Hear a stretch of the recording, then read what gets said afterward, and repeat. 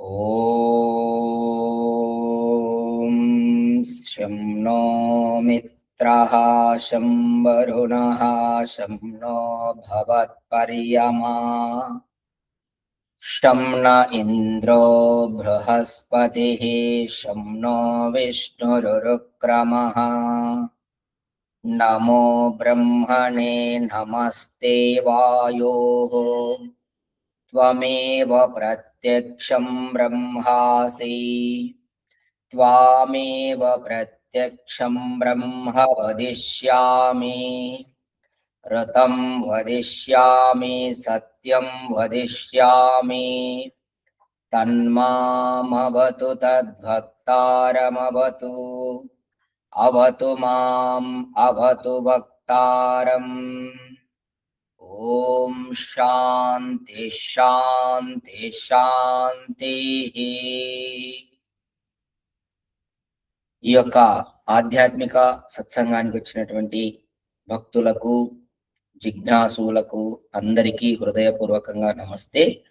అలాగే యూట్యూబ్లో మా వీడియోలు చూసి ఆదరిస్తున్నటువంటి ప్రతి ఒక్కరికి ధన్యవాదములు, నమస్తే. ఇక్కడ ఇప్పుడు మనం చేసినటువంటి ప్రార్థనకు అర్థం చూడండి. ఇందాక మనం ఈ యొక్క మంత్రం ద్వారా, ఇది మంత్రము కాదు, ఋషులు ప్రార్థన చేశారు. ఈ విధంగా ఉపనిషత్తులలో భగవంతుణ్ణి ఋషులు ప్రార్థన చేశారు. దీని యొక్క అర్థం తెలుసుకున్నాం. ఓం అంటే పరమేశ్వరుడు, భగవంతుని నామం. ఫస్ట్ ఓం శన్నో మిత్రః అన్నాం. ఓం అనేది పరమేశ్వరుని నామం. అది ఓం అంటే పరమేశ్వరుడు అని అర్థం. మిత్రః ప్రాణము, నః మాకు, శం సుఖమునిచ్చుగాక. చూడండి, ఇక్కడ మిత్రః అనే పదము ప్రాణానికి అర్థంగా చెప్పారు. మిత్రః అంటే ప్రాణం అని చెప్పారు. నః మాకు, శం సుఖము ఇచ్చుగాక. వరుణః అపానము, శం సుఖము సంగుగాక. చూడండి, వరుణః అంటే అపానం. మన శరీరంలో ప్రాణము అపానం ఈ రెండు మెయిన్ ఇంపార్టెంట్ అన్నమాట. అలాగే అపానం అనేటటువంటిది కూడా మాకు సుఖము ఇచ్చుగాక. అర్యమా నేత్రము, నః మాకు, శం భవతు సుఖము కలిగించుగాక. ఇంద్రః బాహువులు, నః మాకు, శం బలమునిచ్చుగాక. బృహస్పతిః వాక్కు, బుద్ధి, విద్యాపతి మాకు శుభములు కలిగించుగాక. చూడండి, ఇక్కడ బృహస్పతి అంటే మన వాక్కు, బుద్ధి మరియు మనలో ఉన్నటువంటి విద్య, ఇవన్నీ మాకు శుభములు కలిగించుగాక. ఉరుక్రమః విష్ణుః నడకకు సమర్థములైనటువంటి పాదములు, వ్యాపక విష్ణువు. చూడండి, ఇక్కడ రెండు, ఉరుక్రమః విష్ణుః అంటే మనం నడవడానికి కావలసినటువంటి సమర్థవంతములైనటువంటి పాదాలు మరియు వ్యాపకమైనటువంటి విష్ణువు పరమేశ్వరుడు. నః శం మాకు శుభములనిచ్చుగాక. బ్రహ్మణే నమః అన్నిటికంటే గొప్పదియగు బ్రహ్మమునకు నమస్కారము. ఈ ప్రపంచములో అన్ని పదార్థాల కంటే గొప్పది పరమేశ్వర తత్వము, దాన్ని బ్రహ్మము అంటారు. అటువంటి బ్రహ్మకు నమస్కారము. బ్రహ్మణే నమః నమస్కారము. వాయో బలశాలి వగు ఓ పరమేశ్వర. చూడండి, ఇక్కడ వాయువు అంటే పరమేశ్వరునికి కూడా వాయువు అనే పేరుంది. ఎందుకు? అత్యంత బలవంతుడు కాబట్టి పరమేశ్వరుడు. తే నమః నీకు నమస్కారము.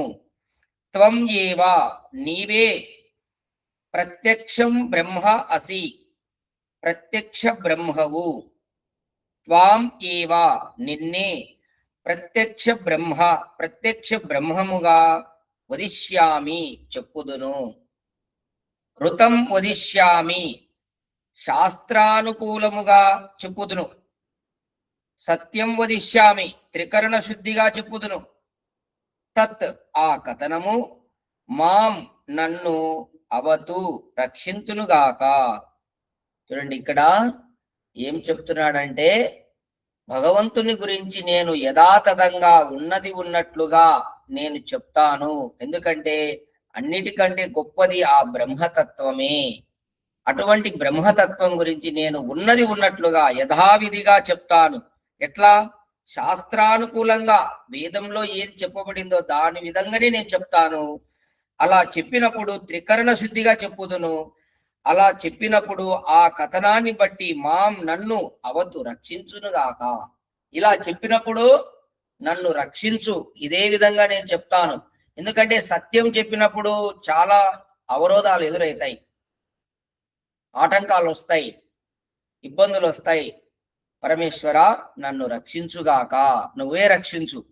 నీ గురించి నేను యథాతథంగా శాస్త్రానుకూలంగా త్రికరణ శుద్ధిగా ఉన్నది ఉన్నట్లుగా నేను చెప్తాను. నన్ను రక్షించునుగాక.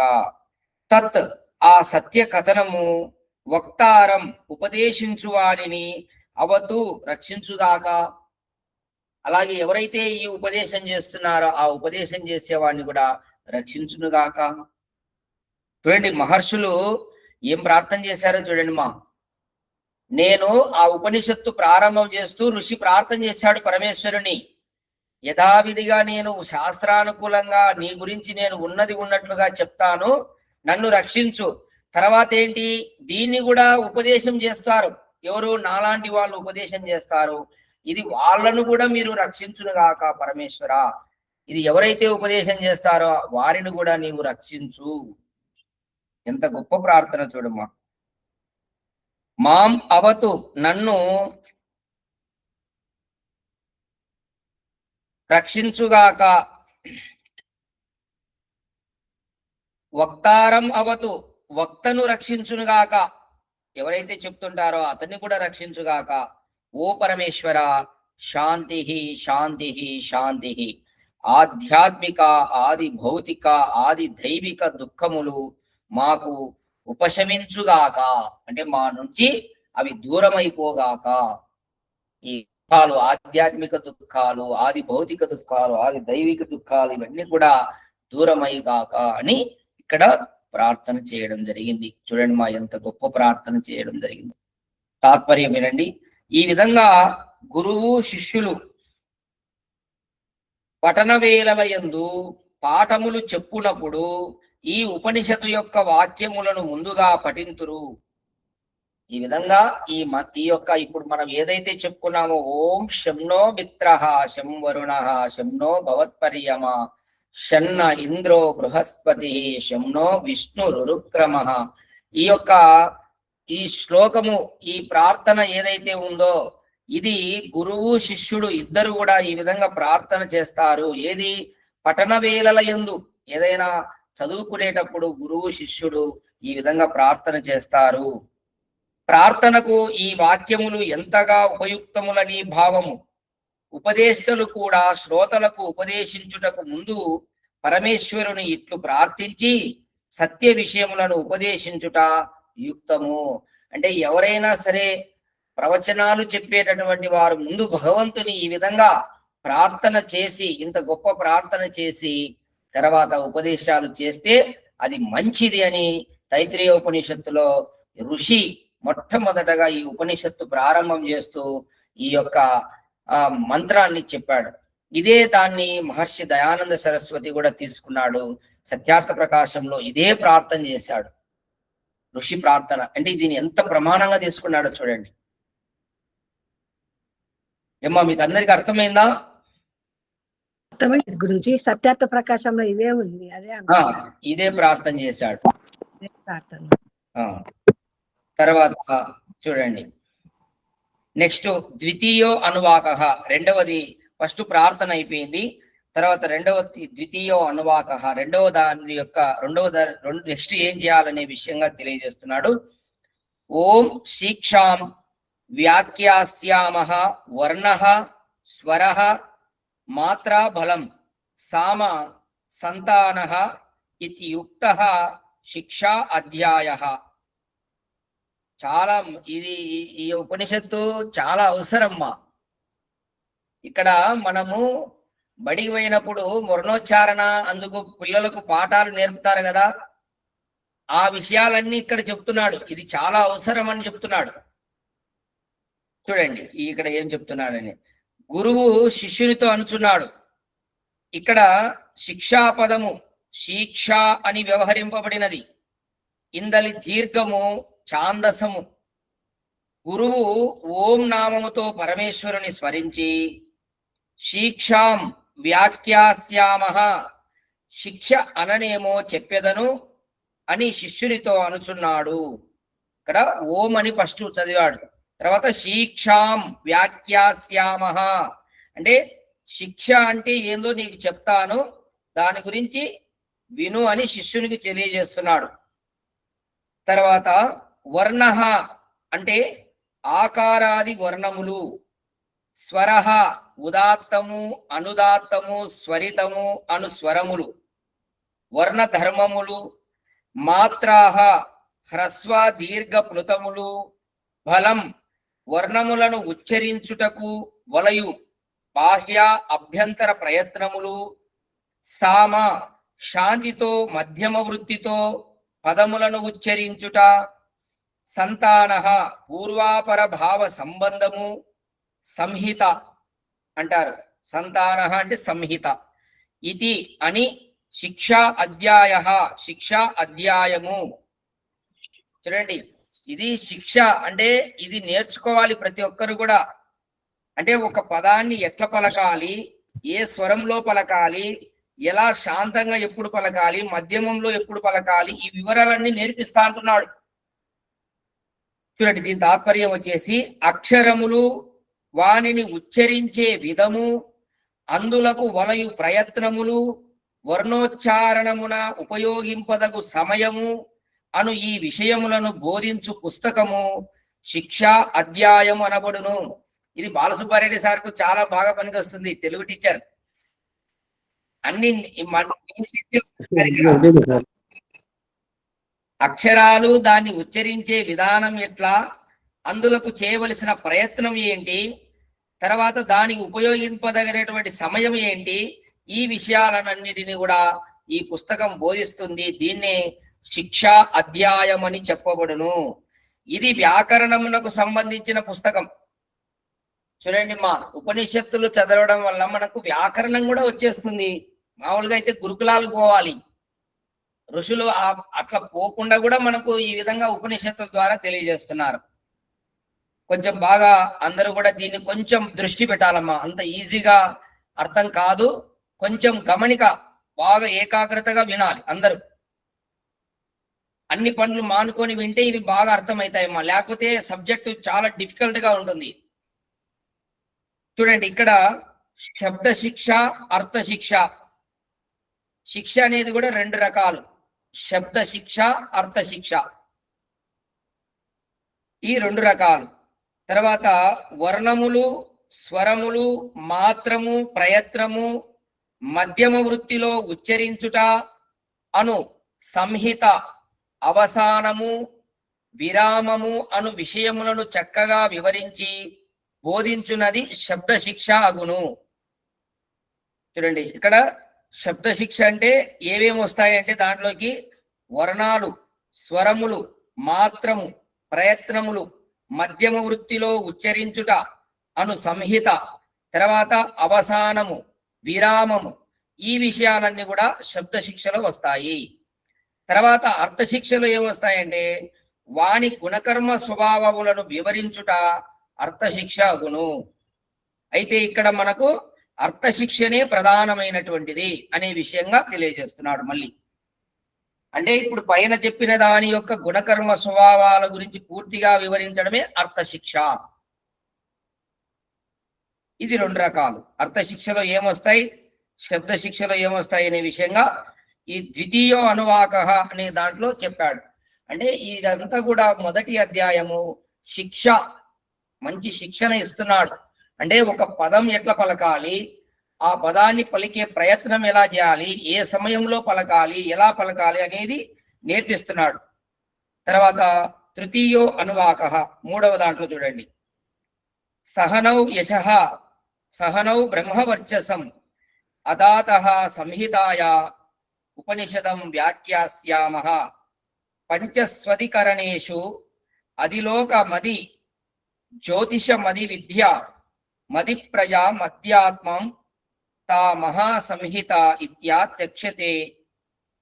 చూడండి, ఇత్యాచక్షతే ఇది తృతీయో అనువాకంలో ఈ యొక్క శ్లోకం సూత్రం అన్నమాట. ఇది ఇక్కడ ఏం చెప్తున్నాడంటే ఈ విధంగా రెండు చెప్పాడు. ఫస్ట్ భగవంతుని ప్రార్థన చేశాడు, తర్వాత నేను శిక్షా అధ్యాయము తెలియజేస్తున్నానని తెలియజేశాడు. ఇప్పుడు శిష్యుడు ప్రార్థిస్తున్నాడు. ఏమని ప్రార్థిస్తున్నాడో చూడండి. నౌ అంటే గురు శిష్యులమగు మాకిరువురకు యశః విద్యా ప్రతాపం వలన కలుగు కీర్తి. చూడండి, యశః యశస్సు అంటే విద్య యొక్క ప్రతాపం వలన కలిగేటటువంటి కీర్తి, దాన్ని యశస్సు అంటారు. సహ తోడ్తో కలుగుగాక.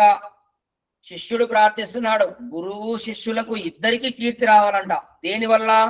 విద్యా ప్రతాపం వలన. ఆ విద్య, గురువుకు శిష్యుడికి మధ్య ఏముంటుంది? విద్య ఉంటుంది. ఆ విద్య యొక్క ప్రతాపం వలన గురువుకి శిష్యుడికి ఇద్దరికి కీర్తి కలుగుగాక. శిష్యుడు ప్రార్థన ఇది. ఎంత గొప్ప ప్రార్థన చూడండి. శిష్యులు కూడా గురువు యొక్క మేలు కోరుకోవాలి. నౌ మాకిరువురకు బ్రహ్మవర్చసం. పదం ఇంపార్టెంట్ అయిన పదం ఇది. మనం వేద మంత్రాల్లో అనేక చోట్ల వచ్చి ఉంటుంది. స్తుతామయా వరదా వేదమాత ప్రచోదయంతాం పావమాని ద్విజానాం ఆయు ప్రాణం ప్రజాం పశుం కీర్తిం బ్రహ్మవర్చసం. ఆ మంత్రంలో కూడా ఈ బ్రహ్మవర్చసం అనే పదం వచ్చింది. ఇక్కడ బ్రహ్మవర్చసం అంటే చూడండి, శుభ గుణకర్మ స్వభావ అనుష్ఠానం వలన కలుగు తేజస్సు. శుభ గుణ కర్మ స్వభావ అనుష్ఠానం వలన కలుగు తేజస్సు, ఇది బ్రహ్మవర్చస్సు. అంటే ఎవరైతే మంచి గుణాలతో, మంచి కర్మలు, మంచి స్వభావము ఎవరికైతే ఉంటుందో వాళ్లకు తేజస్సు కలుగుతుందంట. దాన్ని బ్రహ్మవర్చస్సం అంటారు. అంటే ఉత్తమమైనటువంటి గుణకర్మ స్వభావాలు ఎవరికైతే ఉంటాయో వారికి బ్రహ్మవర్చస్సు, తేజస్సు ఉంటుంది. దాన్ని బ్రహ్మవర్చస్సు అంటారు. సహ తోడ్తో కలుగుగాక. ఇద్దరికి కలగాలి. శిష్యుడి ప్రార్థన గురువుకు కలగాలి, నాకు కలగాలి అని ఇట్లు శిష్యుడు ప్రార్థించిన అథ అనంతరం అతః బ్రహ్మవర్చస్సునకు హేతువైనందున సంహితాయాః కలిసి ఉన్నటువంటి ఉపనిషదం అవయవముల జ్ఞానమును పంచ స్వధికరణేషు 5 అధికరణములలో వ్యాఖ్యాస్యామః వివరింతుము. 5 రకాలుగా వివరిస్తాడంట. 5 భాగాలుగా వివరింతుము. అది లోకం, అది జ్యోతిషం. చూడండి, ఈ 5 రకాలు ఏంటివని చెప్తున్నాడు. అది లోకం, అది జ్యోతిషం, అది విద్యం, అది ప్రజం, అధ్యాత్మం. అది లోకం, అది జ్యోతిషం, అది విద్యం, అది ప్రజం, అధ్యాత్మం అంటే అది లోకము అని చెప్పబడింది ఇక్కడ. అధ్యాత్మం అంటే అది లోకం, తర్వాత అది జ్యోతిషం, అది విద్యం, అది ప్రజము, అధ్యాత్మం. మొత్తం 5 అని అధికరణాలు 5. తాహ మహాసంహితాః ఇతి అచక్షతే. ఈ 5 అధికరణములు మహాసంహితలని చెప్పబడిను. అంటే ఇప్పుడు ఒక విషయాన్ని ఏదైనా చెప్పడానికి ఈ 5 రకాలుగా తెలియజేస్తున్నాడు ఋషి. ఏమో అర్థమవుతుందా మీకు? అర్థమవుతుంది గురూజీ. మనసు పెట్టాలి. ఎక్కడో ధ్యాస ఉంటే కొంచెం అర్థం కాదు. సబ్జెక్ట్ ఏం చెప్తున్నాడంటే ఒక విషయాన్ని ఏదైనా చెప్పడానికి 5 రకాలుగా చెప్తాను అంటున్నాడు. చూడండి తాత్పర్యం, ఈ శ్లోకం తాత్పర్యం ఏంటంటే పైన వర్ణించినటువంటి 5 విధములకు అధిలోకాదుల పరస్పర ఆకర్షణాది సంబంధం వలననే జగత్తునకు ఉత్పత్తి స్థితులు కలుగుచున్నవి. ఈ 5 రకాలుగా ఎవరైతే తెలుసుకుంటారో వాళ్ళు ఈ సృష్టి రహస్యాలు తెలుసుకుంటారు. అన్ని ఈ జగత్తు ఉత్పత్తి ఎలా అయింది, స్థితి ఎలా నడుస్తా ఉంది, ప్రళయం ఎలా అయింది, ఈ విషయాలు తెలుసుకుంటారు. విద్య వలన మానవులకు ఈ అధిలోకాదుల యొక్క యథార్థ జ్ఞానం కలుగును. చూడండి, ఈ విధంగా విద్య తెలుసుకోవడం వలన ఈ లోకాల యొక్క యథార్థ జ్ఞానం కలుగుతుంది. అది ఏ పరమ జ్ఞానము. చూడండి, అదే పరమ జ్ఞానం, అన్నిటికంటే గొప్ప జ్ఞానం అంట. ఏది? ఈ జగత్తుకు సంబంధించినటువంటి జ్ఞానం పొందడమే ఉత్తమమైనటువంటి జ్ఞానం అంటున్నాడు ఇక్కడ ఋషి. చాలా మోస్ట్ ఇంపార్టెంట్ అయినటువంటిది అది ఏ విద్యకు ముఖ్య విషయం. మనం చదువుకుంటున్నామంటే అసలు ముందు ఈ జగత్ అంటే ఏంటి, ఎలా ఉత్పన్నమైంది, ఎలా స్థితి, ఎలా నడుస్తుంది, ఎలా ప్రళయం అవుతుంది, ఇదే మనం తెలుసుకోవాల్సింది. ఇదే విద్య, ఇదే విద్యకు ముఖ్యమైనటువంటి విషయం అంట. చాలా మోస్ట్ ఇంపార్టెంట్ అయినటువంటి ఉపనిషత్తు మీరు బాగా తెలుసుకుంటున్నారు. అందువలననే అవి మహాసంహితలని చెప్పబడుచున్నవి. ఇక్కడ కలిసి ఉండునవి సంహితలు అనబడుచున్నవి. వానిని విడివిడిగా నిరుంగుట ముఖ్యం. అప్పుడు సరైనటువంటి జ్ఞానము కలుగును. అది ఏ తత్వజ్ఞానము అనబడును. దాని వలన పరమసుఖము కలుగును. ఈ జ్ఞానమే శిక్షకు పూర్వరూపము అననగును. కాబట్టి ఈ విధంగా ఇప్పుడు చెప్పబోయేటటువంటి విషయాలన్నీ కూడా మీరు బాగా అర్థం చేసుకుంటే దీనివల్ల మీకు పరమ సుఖం కలుగుతుంది అనే విషయాన్ని ఇక్కడ ఋషి తెలియజేస్తున్నాడు. శిష్యుడు ముందు ప్రార్థన చేసిన తర్వాత ఏ శిక్షలో ఏమేమి వస్తాయనే విషయాల గురించి తెలియజేస్తున్నాడు. ఇక్కడ నెక్స్ట్ చూడండి, అధిలోకాది పంచాధికరణములు ఇక్కడ నిరూపింపబడును. చూడండి, ఇప్పుడు ఈ 5 రకాలైనటువంటి వాటి గురించి నిరూపణ చేసేటటువంటిది ఉన్నది.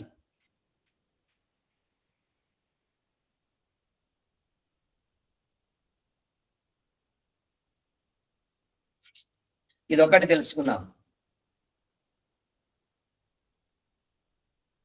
ఇప్పటి వరకు మీకు ఏమైనా సందేహాలు ఉన్నాయా?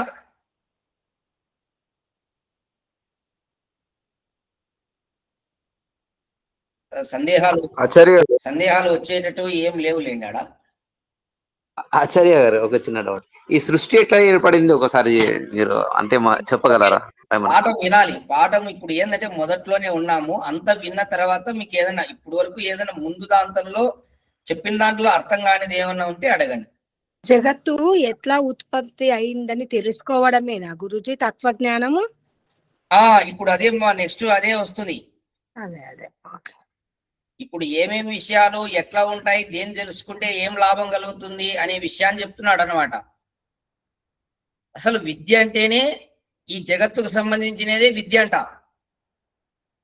అదే పరమజ్ఞానం అంటున్నాడు. దాన్ని తెలుసుకోవడమే పరమజ్ఞానం. జగత్తు ఎట్లా ఏర్పడింది, ఎట్లా ఉత్పన్నమైంది, అసలు ఎప్పుడైనా ఊహించారా, ఆలోచించారా? ఎట్లా ఎవరు తయారు చేశారు ఈ సృష్టిని, ఎట్లా ఉత్పన్నమైంది, దేని చేత తయారు చేశాడు ఈ పర్వతాలు, సముద్రాలు, ఈ లోకాలు, సూర్యుడు, ఈ గ్రహాలు, మేఘాలు ఎట్లా తయారైనాయి? ఇది తెలుసుకోవాలంట. ఇది విద్య అంటే, ఇది అసలైన విద్య అంటే ఇదే అంట. మన పిల్లలకు ఏ విద్య నేర్పిస్తున్నాం మనం చూడండి. వాస్తవ విద్యను నేర్పించకుండా ఏవో బల్లో పరీక్షలు ఏ పెడుతున్నారు. వాళ్ళ మైండ్ పని చేయాలి కదా. ఇట్లా తార్కికంగా వాళ్ళని ఆలోచింపజేస్తే వాళ్ళు మేధావులు అవుతారు, సైంటిస్టులు అవుతారు, పరిశోధనలు చేస్తారు. పూర్వం ఈ విద్యలే ఉన్నాయి మా అందరికీ. మన పూర్వము అందరూ ఏ విద్యలు చదువుకునేవారు. ఈ పాశ్చాత్య విద్యలు లేవు, ఇప్పుడు వచ్చి పడినాయి. అన్ని పోతాయి, తొందరగా పోతాయి. చూడండి, సమూలంగా నాశనం అవుతాయి. ఈ చైనాలో అయితే మరీ ఇంకా ఎక్కువైంది. అంత ఏఐ టెక్నాలజీతో విద్యలు నడుపుతున్నారు. అసలు చిన్నపిల్లలకు అప్పుడే అన్ని వాడు అందరికంటే ముందు పోతున్నాడు టెక్నాలజీ వాడడంలో. దానివల్ల ఏం ప్రయోజనం ఉండదు. అసలు విద్య తెలుసుకోకపోతే దే ఉపయోగం లే. సరే, మనం పాయింట్లోకి వద్దాం. ఇప్పటి వరకు ఈ 5 రకాలైనటువంటి విషయాల గురించి ఇక్కడ నిరూపణ జరుగుతా ఉంది. ఈ 5 రకాలు ఒకసారి అందరూ బాగా శ్రద్ధగా వినండి. అది అథాది లోకం, పృథివీ పూర్వ రూపం, ద్యౌ ఉత్తర రూపం, ఆకాశ సంధిహి. ఇది ఒక శ్లోకం. తర్వాత వాయు సంధానం ఇత్యది లోకం, అథాది జ్యోతిషం, అగ్ని పూర్వరూపం, ఆదిత్య ఉత్తర రూపం, ఆపహ సంధిహి, వైద్యుత సంధానం ఇత్యది జ్యోతిషం, అదాది విద్యం, ఆచార్య పూర్వరూపం. ఇది రెండవది. ఇక మూడో దాంట్లో చూడండి, ఇక్కడికి 3 లోకాలు 3 విషయాలు వచ్చాయి అనమాట. ఫస్ట్ వచ్చింది అధిలోకం, ఒకటి వచ్చింది, అది జ్యోతిషం వచ్చింది, అది విద్యం వచ్చింది. ఇక అంతేవా ఉత్తర రూపం, విద్యా సంధిహి, ప్రవచనం సంధానం ఇత్యది విద్యం, అదాది ప్రజం, మాతా పూర్వరూపం, పితోత్తర రూపం, ప్రజా సంధిహి, ప్రజననం సంధానం ఇత్యది ప్రజం. ఇవి శ్లోకాలు, సంస్కృత శ్లోకాలు మా. దీనికి టీకా చూడండి. అథ అంటే అనంతరం. ఎప్పుడైనా గుర్తుపెట్టుకోండి, అథ అంటే అనంతరం, తర్వాత అని అర్థం. అథ యోగ శాసనం, అథాతో ధర్మ జిజ్ఞాస. ఇట్లా ఋషులు అథ అనే శబ్దాన్ని వాడతారు. అథ అంటే అనంతరం. పూర్వ ఉద్దేశ క్రమమును అనుసరించి అది లోకం. ఈ 5 రకాలు ఒకసారి బాలసుబ్బారెడ్డి సార్ రాసుకున్నారు కదా, ఒకసారి చెప్పండి. అది లోకం, అది లోకం, అది జ్యోతిషం, అది విద్యం, అది ప్రజం, అధ్యాత్మం. అధ్యాత్మం. Very good. చూడండి శ్రీనివాసులు గారు, అట్లా ఉండాలి, మీరు మైండ్ లో పెట్టుకోండి ఇవన్నీ. ఈ 5 మోస్ట్ ఇంపార్టెంట్. ఇక్కడ ఏం చెప్పబడతా ఉందంటే, అది లోకం అంటే పృథివీ మున్నగు లోకముల గూర్చి వ్యాఖ్యానింపబడిన జ్ఞానమును అది లోకం అనబడును. పృథివీ గురించి, మున్నగు లోకాల గురించి వ్యాఖ్యానింపబడినటువంటి జ్ఞానాన్ని అది లోకం అంటారు. అంటే భూలోకము, అంతరిక్ష లోకము, ద్యులోకము అంటారు కదా, ఇట్లాంటిది. ఇక లోక కార్యములను సాధించు అంగములలో పృథివీ, భూమి పూర్వరూపం, ముఖ్య సాధనము, ఆధారము, ద్యౌహు సూర్యాది గోళములు ప్రకాశించు ఆకాశ దేశము, ఉత్తర రూపం గౌణ సాధనము అంటే పరభాగము, ఆకాశ సంధిహి సూర్యాది గోళ స్థానములకు భూమికి మధ్య ఉండు అవకాశం, భూ దివములకు గల సంబంధం సంసర్గం, వాయు సంధానం స్థూల సూక్ష్మ రూపమున ఉండు జలము యొక్క గమనాగమనమును కలిగించు ముఖ్య సాధనం వాయువు. ఇది అధిలోకం అని లోక సంబంధమైనటువంటి జ్ఞానము. ఇది ఒక్కొక్క పదానికి అర్థం తీసుకుంటే ఈ విధంగా చెప్పబడింది. తర్వాత దీని విషయం చూడండి.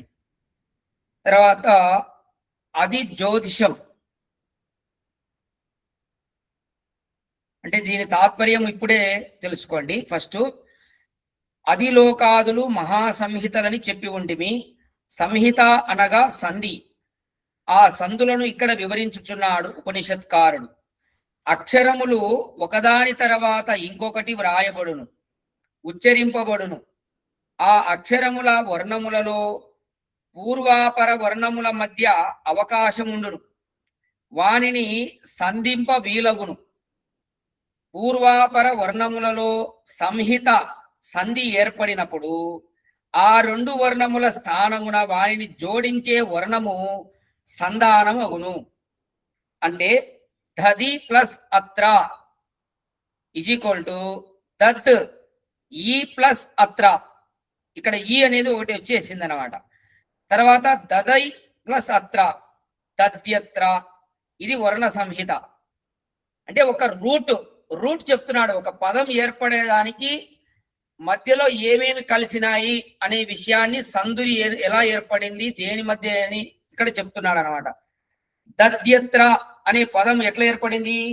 దది ప్లస్ అత్ర, తర్వాత దద్ ప్లస్ ఈ ప్లస్ అత్ర, తర్వాత ఏమైంది? అది దదై ప్లస్ అత్ర దద్యత్ర. ఈ విధంగా ఏర్పడింది. ఇట్లనే లోక సంహిత అని ఎరుంగవలయును. ఈ విధంగా ఈ వర్ణోచ్చారణను బట్టి ఈ లోకాలు కూడా ఇట్లా ఏర్పడినాయనే విషయాన్ని చెప్తున్నాడు అనమాట. భూలోకము దిలోకము అని ఈ రెండిటిలో భూమి పూర్వాంగము, దిలోకము పరాంగము. వీనికి మధ్యలో ఉండు అవకాశము సంధి సంహిత గును. అంటే సూర్యుడు ప్రకాశించేటటువంటి స్థానం ఏదైతే ఉందో దాన్ని దిలోకం అంటారు. ఇక్కడ భూలోకం ఉంది, ఈ మధ్యలో ఉంది చూడండి, దీన్ని సంధి, అది విషయాన్ని చెప్తున్నాడు. వాయువు ఈ రెండు లోకములను సంధింపజేయును. ఆ లోకాన్ని ఈ లోకాన్ని కలుపుతుంది వాయువు, సంధి. ఈ వర్ణముల సంధి వలనే లోకముల సంధిని తెలుసుకునేటప్పుడు మానవునికి బ్రహ్మాండ జ్ఞానం కలుగును. చూడండి, అంటే ఇక్కడ వర్ణోచ్చారణ నేర్చుకోవడం వల్ల మనకి ఏం కలుగుతుందంటే ఈ లోకము జగత్తు ఎలా ఏర్పడింది అనే జ్ఞానం కూడా కలుగుతుందంట. ఎంత సంబంధం ఉందో చూడండి. అంటే ఒక పదం ఎట్లా ఏర్పడింది అని మనం గిన ఆ రూట్ ప్రకారం గిన మనం నేర్చుకోగలిగితే, మధ్యలో దేన్ని విడదీసి దేన్ని కలపడం వల్ల ఏ అక్షరములు తోడై ఈ పదం ఏర్పడింది అని మనం తెలుసుకోగలిగితే, చక్కగా వర్ణోచ్చారణ గిన బాగా నేర్చుకోగలిగితే ఈ జగత్తుకు సంబంధించినటువంటి జ్ఞానం కూడా తొందరగా కలుగుతుంది. ఎంత సంబంధం ఉందో చూడండి. పూర్వం ఋషులు ఊరికనే ఈ శిక్ష ఇవన్నీ మనకు పెట్టినారు. ఎందుకు పెట్టారంటే ఇందుకే, అవన్నీ ఆ వ్యాకరణం అంతా బాగా నేర్చుకుంటే తొందరగా గ్రహిస్తాడు భగవంతుని గురించి. ఆ జ్ఞానం లేకుంటే వాడికి అర్థం కాదు, మైండ్లోకి దూరదు. అందుకు ఈ విధంగా నేర్చుకోండి అని చెప్తున్నాడు అన్నమాట. తర్వాత అది జ్యోతిషం. తదుపరి జ్యోతిష్యులకు సంబంధించినటువంటి జ్ఞానం. చూశారా, ఈరోజు మీరు జ్యోతిష్యం అంటే మీకు ఏం గుర్తొస్తుంది? ఫలిత జ్యోతిష్యము గుర్తొస్తుంది. అందరూ నన్ను కూడా ఎంతమంది అడుగుతుంటారో రోజు, మీకేమైనా జ్యోతిష్యం చెప్తారా, మాదేమన్నా డేటు, మా పుట్టినరోజు చూసి ఏమన్నా మాకు ఎలా జరుగుతుందో చెప్తారా మీరు అని చాలా మంది అడుగుతుంటారు నన్ను. నేను వాళ్ళకు చెప్తుంటా, ఇది మేము ఫలిత జ్యోతిష్యము చెప్పము. జ్యోతిష్యం అంటే దానికి వేదాలలో చాలా వేరే అర్థాలు ఉన్నాయి. ఇట్లాంటి జ్యోతిష్యం లేదు, ఇదంతా కల్పిత జ్యోతిష్యం అని చెప్తుంటా. అయితే ఈరోజు సోషల్ మీడియాలో చూసినా చాలా ఘోరం అండి. ఇక్కడ కాదు, అది మధ్యప్రదేశ్ అనుకుంటా, మహారాష్ట్రనో మధ్యప్రదేశ్. అక్కడ ఆ రాష్ట్రంలో ఒక జ్యోతిష్యుడు ఎంత మోసగాడంటే ఆ జ్యోతిష్యుని వలలో ఎంతమంది పడ్డారంటే అంతమంది పడ్డారు. ముఖ్యమంత్రి కూడా పడ్డాడంట. చూడండి, జ్యోతిష్యుని వలలో ముఖ్యమంత్రి పోతే ముఖ్యమంత్రి పోయినాడు కదా అని వాళ్ళ కింద అధికారులు కూడా చూపించుకోవడము జ్యోతిష్యము. ఆ విధంగా ఆ జ్యోతిష్యుడు పెద్ద ఫేమస్ అయిపోయినాడు. తర్వాత వాడు చేసినటువంటి లీలలు మామూలు లీలలు కాదు, భయంకరమైన ఘోరాతి ఘోరమైన లీలలు. ఆ యొక్క లీడర్లు ఉంటారు కదా, ఎమ్మెల్యేలు, వాళ్ళ అధికారులు, పెద్ద పెద్ద వాళ్ళందరూ, కమిషనర్లు, వాళ్ళు కూడా పోయి చూపించుకున్నారు జ్యోతిష్యం దగ్గర. వాళ్ళు కావడమే కాదు, వాళ్ళ భార్యలు కూడా పోయారు. తర్వాత వాడు చాలా దాన్ని ఎంత అశ్లీలంగా వాడుకున్నాడు. వీడియోలు రికార్డ్ చేసి ఈరోజు మొత్తం బయట తీశారు వాడిని. అక్కడ వాళ్ళు ఇప్పుడు వాటి మీద ఏం చర్య తీసుకోవాలో వాళ్ళకి అర్థం కాదు. ఎందుకంటే వాళ్ళ భార్యలు కూడా అక్కడ ఇరుక్కుపోయినారు అనమాట. వాడు ప్రతి ఒక్కరిది వీడియో తీశాడు వాడు. చూడండి ఎంత ఘోరంగా ఉందంటే, ఇది ఎందుకు ఈ రోజే చూశాను నేను, ఫేస్బుక్ లో వచ్చింది ఆ వీడియో, మహారాష్ట్ర దగ్గర. అంటే ఈ విధంగా జ్యోతిష్యం పేరు మీద అమాయకులందరూ, ముఖ్యమంత్రులు కూడా పోతుంటే ఇంక ఏం చెప్పాలి చెప్పండి. ఎమ్మెల్యేలు, ముఖ్యమంత్రులు మా జ్యోతిష్యం, ఫలిత జ్యోతిష్యం తెలుసుకోవడానికి పోతున్నారు. అసలు జ్యోతిష్యం అంటే ఏంటి అనే విషయంగా ఇక్కడ ఋషి చెప్తున్నారు చూడండి. కాబట్టి మీరు దయచేసి ఏ జ్యోతిష్యుల దగ్గరికి మీ జాతకాలు చూసుకోవడానికి పోకండి. అన్ని అబద్ధాలవి, మోసాలు, భ్రాంతి, మాయా. మీరు కర్మను నమ్ముకోండి. మీరు చేసే కర్మ మిమ్మల్ని కాపాడుతుంది. అది మీరు మంచి కర్మ చేస్తున్నారా, మిమ్మల్ని అది కాపాడుతుంది అంతే. ఏ జ్యోతిష్యుని మీ జాతకం అడగాల్సిన అవసరం లేదు, మీ జాతకం మీకు తెలుసు. చాలా మంది చిలక జ్యోతిష్యం కూడా చెప్పుకుంటుంటారు. చెప్పించుకున్నారా ఎప్పుడన్నా? చెప్పించుకుంటారు, చెప్పరు. ఇప్పుడు ఎప్పుడోసారి అడిగింటారు, చూస్తాం ఎక్కడ ట్రైల్ అన్న చూస్తామని అడిగించుకుంటారు. చెప్పించుకున్నారా? నేనైతే చెప్పించుకున్నా ఈ ఆర్య సమాజానికి రాకముందు. కర్నూలులో ఒకసారి పోతుంటే ఒకసారి చూద్దాం ట్రైల్ ఏం చెప్తుంది అంటే అన్ని బ్రహ్మాండంగా చెప్పింది. అంటే తెలియకపోయినప్పుడు అందరూ ఇదే పద్ధతిలో ఉంటారు, ఎప్పుడైతే మనం తెలుసుకుంటామో అప్పుడు దీనికి దూరంగా ఉంటారు. కాబట్టి ఇక్కడ అది జ్యోతిషం అంటే, ఇక్కడ జ్యోతిష్యం అంటే ఏంటి చూడండి. జ్యోతిష్యులకు సంబంధించినటువంటి జ్ఞానం. జ్యోతిష్యులు అంటే ఏంటి? వెలుగు, ప్రకాశం. ప్రకాశమైనటివి ఏంటివి? నక్షత్రాదులు, గ్రహాలు. దీనికి సంబంధించినటువంటి జ్ఞానం ఏదైతే ఉంటుందో దాన్ని జ్యోతిష్యం అంటారు. చూడండి, అగ్ని పూర్వరూపం. అగ్ని కూడా జ్యోతిష్యే, వెలుగే. అగ్ని పూర్వరూపం. భూమి మీద అగ్ని వలన జలము ఆవిరి అయి ఆకాశంలో చేరును. ఆదిత్య ఉత్తర రూపం. సూర్యుడు ఉత్తర రూపం. ఆ జలమును పృథివిపై వర్షింపజేయును. ఆపహ సంధిహి. ఇక్కడ జలమున అగ్ని సూర్యుల యొక్క సంయోగం కలుగును. చూడండి, ఇక్కడ జలం అనేటటువంటిది ఆ కింద భూమి మీద ఉన్నటువంటి అగ్ని, అలాగే ఇక్కడ సూర్యునికి సంబంధించినటువంటి అగ్ని, ఈ రెండిటికి మధ్య జలమున సంయోగం కలుగుతుంది. కావున జలము సంసర్గ కారణం. వైద్యుత సంధానం. విద్యుత్ సంబంధము అగ్ని వాని సంధికి కారణం. ఇక్కడ మధ్యలో విద్యుత్ వచ్చింది, ఈ రెండింటిని కలపడానికి సంధికి కారణమైంది విద్యుత్తు. ఇది అది జ్యోతిషం. ఇట్లు జ్యోతిష్కు సంబంధించినటువంటి జ్ఞానము సంపాదించాలి అని చెప్తున్నాడు. ఇది జ్యోతిష్యం అంటే. మీ జాతకాలు ఎక్కడ ఉన్నాయి? ఇక్కడ అగ్ని గురించి ఉంది, సూర్యుని గురించి ఉంది, మధ్యలో ఈ రెండిటికి జలం అనేది వచ్చి విద్యుత్ ద్వారా ఈ వర్షాలు ఎలా పడుతున్నాయి అది సంబంధించిన జ్యోతిష్యంగా చెప్పబడతా ఉంది. గమనించండి. ఇక దీని వివరణ చూడండి.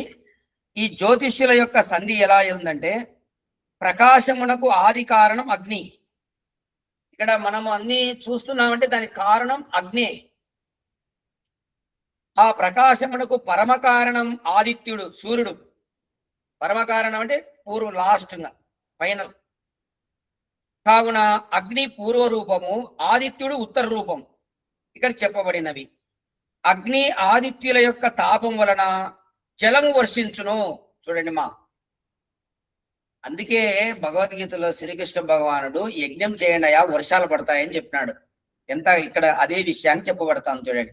ఇక్కడ మనం అగ్నిహోత్రం చేసి అగ్నిలో వేసినటువంటి పదార్థాలు అవి కాలి ఆవిరి రూపంలో ఆ నెయ్యి, ఓషధులు ప్రభావం ఎంత కాలి వాయు రూపకంగా ఆవిరి రూపంలో పైకి వెళ్ళిపోవడం వలన అవి సూర్యుడు ఆకర్షించి తర్వాత దాని ద్వారా మళ్ళీ మనకు వర్షాలు పడతాయి.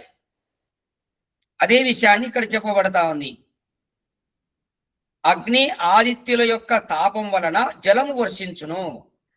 గ్రీష్మ అనంతరం వర్షించుట లోక విదితం. చూడండి, మనకు వర్షాలు ఎప్పుడు వస్తాయమ్మా? గ్రీష్మ ఋతువు తర్వాతే కదా. బాలసుబ్బారెడ్డి సార్ గురూజీ, వర్షాలు ఎప్పుడు వస్తాయి? గ్రీష్మ ఋతువు తర్వాతే కదా. వర్షం ఎండాకాలం తర్వాతే గురూజీ. నీరంతా ఆవిరైపోతాయి కదా. ఎండలకాలం తర్వాతే కదా వర్షాలు వచ్చేది. అదే విషయాన్ని చెప్తున్నారు చూడండి. ఎంత జ్ఞానం ఉందో చూడండి, అంత జ్ఞానమే ఉండేది. ఇక్కడ ఏం చెప్పబడుతుందంటే ఆ వేడి ఎక్కువ అవడం వలన వర్షాలు పడతాయని చెప్తున్నాడు, తాపం వలన. ఇది లోకంలో అందరికి తెలుసు అంటున్నాడు. కావున ఇక్కడ జలం అనేది ఒక సంధి. ఈ సంధి అంటే జలాభివ్యక్తి విద్యుత్తు వలన కలుగును. కాబట్టి విద్యుత్ అనేది సంధానం, రెండింటిని కలుపుతుంది. అదేవిధంగా ఇక్కడ దద్యత్ర అను స్థలంలో ఈ ప్లస్ ఆ స్థానంలో యకారం వచ్చినట్లు అగ్ని ఆదిత్యుడు విద్యుదాదులకు జ్యోతిష్యుల ఎరుగుట వలన జ్యోతిష్య జ్ఞానం కలుగును. అంటే ఇక్కడ అగ్నికి సంబంధించినటువంటి జ్ఞానము, సూర్యునికి సంబంధించినటువంటి జ్ఞానము, అంటే సూర్యుడు అంటే సూర్యుడే కాదు, నక్షత్రాదులు మొదలైన గ్రహాలు. అలాగే విద్యుత్తుకు సంబంధించినటువంటి జ్ఞానాన్ని జ్యోతిష్యం అంటారు. ఇది తెలుసుకోవాలి. దీనివల్ల మనకు వర్షాలు పడతాయి. ఎప్పుడు మనం వర్షాలు పడించుకోవాలి, ఎప్పుడు వర్షాలు ఎక్కువ రాకుండా కూడా చూసుకోవాలి, అతివృష్టి అనావృష్టి రాకుండా కూడా చేసుకోవచ్చు. వేదంలో జ్ఞానం ఉంటే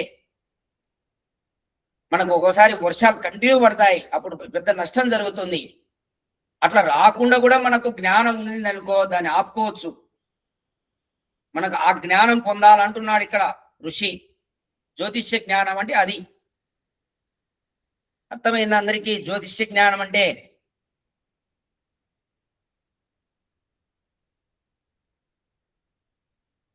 ఎమ్మా? ఓకే గురూజీ, అర్థమైంది. సరే.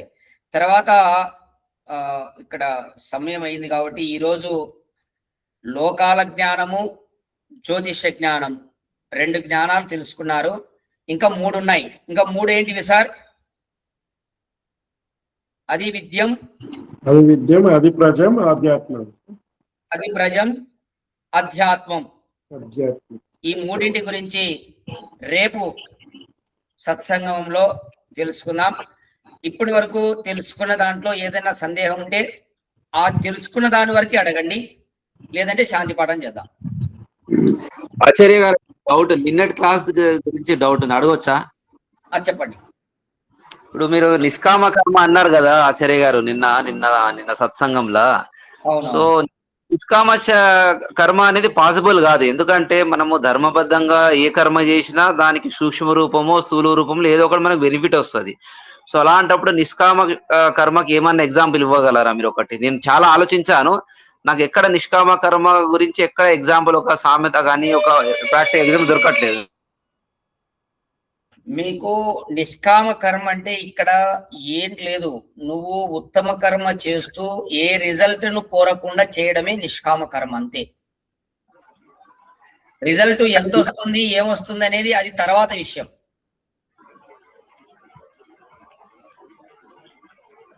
ఇప్పుడు కానీ ఆచార్య రిజల్ట్ అయితే వస్తుంది కదా ఆచార్య గారు, రిజల్ట్ అయితే వస్తుంది. ఇక్కడ రిజల్ట్ గురించి కాదు సంబంధం. నువ్వు కర్మ చేసేటప్పుడు ఉత్తమ కర్మ చేసేటప్పుడు, కర్తవ్య కర్మ చేసేటప్పుడు నీ మనసులో భావన ఏంటంటే, ఇది కేవలము నేను నా కర్తవ్యం చేస్తున్నాను, నాకు ఈ ఫలము రావాలి అని ఆశించకుండా. గురూజీ ఇట్లా కూడా ఉంటది కదా గురూజీ, ప్రకృతి వైపు కోరిక లేకుండా పరమాత్ముని వైపే కోరేది నిష్కామ కర్మ. ప్రకృతి అందు ఆసక్తి ఉండద్దు, పరమాత్ముని వైపే ఉండాలి. ఆధ్యాత్మికంగా వైపు అంటే ఎట్లమ్మా? ఆధ్యాత్మికం వైపే గురూజీ. అదేమ్మా, ఇక్కడ ఏం చెప్పబడతా ఉంది? నీవు అంటే మనకు ఇది చేస్తే నాకు ఇది లాభం రావాలి, నాకు యజ్ఞం చేస్తే నాకు ఇది రావాలి అని ఏ ఆశించకుండా కోరిందే నిష్కామ కర్మ అని అంటారు. అదేమ్మా, నేను ఇక్కడ చెప్తున్నా, బాగా వినండి. కర్తవ్య కర్మలు, ఉత్తమ కర్మలు, శ్రేష్ఠ కర్మలు చేసేటప్పుడు ఇవి నేను కేవలము నా బాధ్యత ఇవి చేయడం, నేను మానవునిగా నా బాధ్యత ఇవి చేయడం, నా కర్తవ్యం ఇది, నా విధి, నేను చేయాలి ఖచ్చితంగా ఇవి అని ఆ భావనతో లేకుంటే లోక సంగ్రహణార్థం.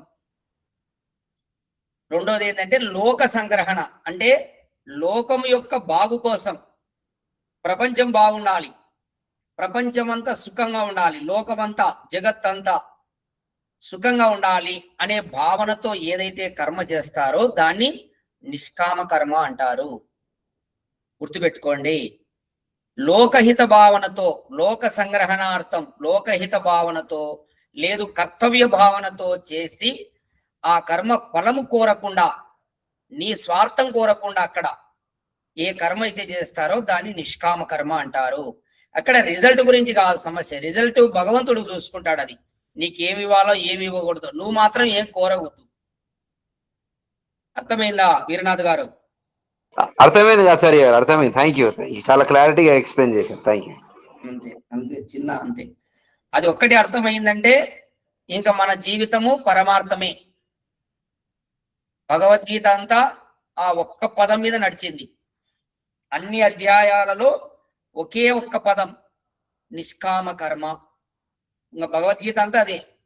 ఎన్ని చదివినా, ఎన్ని అధ్యాయాలు చదివినా, ఎన్ని శ్లోకాలు చదివినా నిష్కామ కర్మ ఫైనల్ గా అదే వస్తుంది.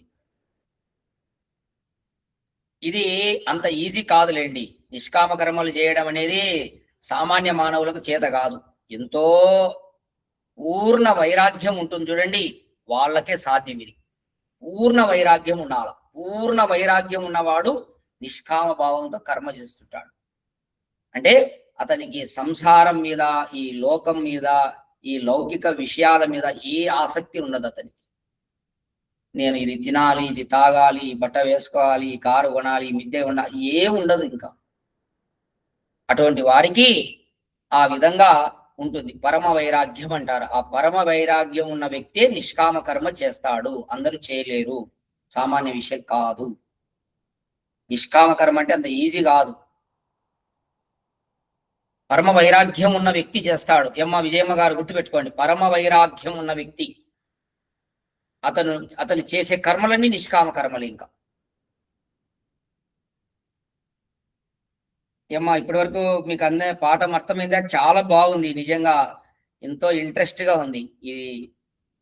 ఈ యొక్క తైత్రీయ ఉపనిషత్తు మనకు బాగా వర్ణోచ్చారణ ఎట్లా మనము చేస్తూ ఈ జగత్తును ఎట్లా తెలుసుకోవాలనే విషయంగా ఋషి తెలపడం అనేది చాలా హర్షించదగినటువంటి విషయం. చాలా ఆనందంగా ఉంది. అంటే ఒక పదం ఎట్లా తయారయ్యేటప్పుడు మధ్యలో సంధి ఏమొస్తాయి, సంధానం ఏం జరుగుతుంది, అట్లనే జగత్తు కూడా ఎట్లా ఏర్పడింది, దీనికి మధ్య ఏం జరిగింది, ఈ విషయాలన్నీ చెప్తున్నాడు. అమ్మ అర్థమవుతుందా మీకు? రామచంద్రారెడ్డి గారు గురూజీ అర్థమైందా? అర్థమైంది గురూజీ. అర్థం కాకుంటే అడగండి, ఏం ఇబ్బంది ఏం లేదు. దీంట్లో ఏం పెద్ద విషయం ఏం లేదు, సింపుల్ గానే ఉంది. కానీ ఆచార్య గారు అది సైన్స్ ఏమో ఒక శకలం పడి అది ఒక భూమిలా మారింది, సూర్యుని నుంచి ఒక శకలం పడి భూమిలా మారింది అంటారు కదా ఆచార్య గారు. మరి అది కరెక్టా కాదా అనేది చిన్న నాకు సందేహము. సో టైం ఉంటే చెప్పలేదు, రేపైనా చెప్పొచ్చు. ఇవన్నీ ఈ ఆధునికంగా ఉన్నటువంటి సైంటిస్టులు చెప్పిన విషయాలే, అవన్నీ కాదు. శకలం పడి భూమి అయింది ఇదంతా కాదు. మనకు ఋగ్వేదంలో చాలా స్పష్టంగా ఉంది సృష్టి ఎలా ఏర్పడింది. అదే సంధ్యావందన మంత్రాల్లో కూడా అవే విషయాలు ఉన్నాయి, అగమర్శన మంత్రాల్లో అదే విషయాలు ఉన్నాయి. చాలా ఇంకా ఎన్నో వేదంలో అనేక చోట్ల సృష్టి రహస్యాలు ఉన్నాయి. అర్థమవుతుందా? ఆచార్య గారు అర్థమైంది చాలా. కాబట్టి అవన్నీ ఇక్కడ కొంతమంది అదే మధ్యలో వచ్చినటువంటి విషయాలే, వాటికి ఆధారాలు ఉండవు, ఏముండవు. మనకు వేదం ఆధారము. తర్వాత శాంతి పాఠం చేద్దాం. అందరు కళ్ళు మూసుకోండి. పరంపిత పరమాత్మ శాంత స్వరూపుడు, అందరినీ శాంతపరిచేవాడు భగవంతుడే. మనం కూడా పరమశాంతి భగవంతుని ద్వారా కోరాలి. పరమశాంతి, శాంతి వల్లే మనం సుఖంగా ఉంటామమ్మా. ఎప్పుడు శాంతిగా ఉండండి, శాంతంగా ఉండండి. శాంతంతో సమాధానాలన్నీ జరుగుతాయి. అంటే ఎవడైనా దుష్టుడు నిన్ను కొట్టినీకి వచ్చింటే శాంతం శాంతం అనడం కాదు, అది కాదు శాంతం అంటే. దుర్మార్గుడు వచ్చింటాడు, దుష్టుడు వచ్చింటాడు, నిన్ను కొట్టినీకి వస్తాడు, అప్పుడు నువ్వు శాంతంగా ఉండమని అడగదా గురువు గారు? వాడు కొడుతుండే శాంతం శాంతం అంటే అది కాదు శాంతం. మన మనస్సులో శాంతి ఉండాలి, అశాంతి ఉండదు మనస్సులో.